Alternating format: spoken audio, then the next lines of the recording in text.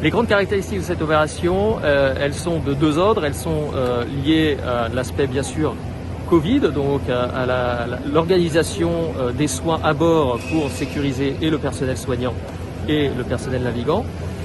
Et ces patients Covid, en plus d'être contagieux, on sait qu'ils ont une fragilité pulmonaire qui nécessite effectivement d'être très précautionneux par rapport à l'apport d'oxygène qu'on va leur permettre pendant le vol. Les patients qui ont été sélectionnés sont des patients dont on estime que le risque d'aggravation en vol et le risque notamment respiratoire, mais même les autres risques infectieux ou autres, ne sont pas majeurs. Habituellement sur les vols commerciaux, on ne transporte qu'un seul patient, exceptionnellement deux.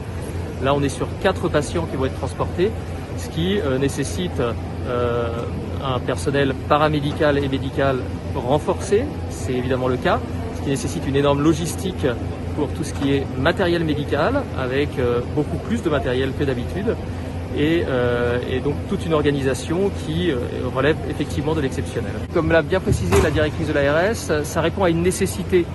La nécessité, il faut voir comment les choses évoluent. Vous avez vu que depuis quelques jours sur Mayotte, la tension a baissé, ce qui est plutôt une bonne nouvelle. Nous, on est très inquiets sur la tension actuelle sur nos services de réanimation, mais je ne peux pas vous dire de quoi demain sera fait. Donc c'est un petit peu tôt encore pour dire si cette opération sera répétée rapidement, plus tard ou pas du tout.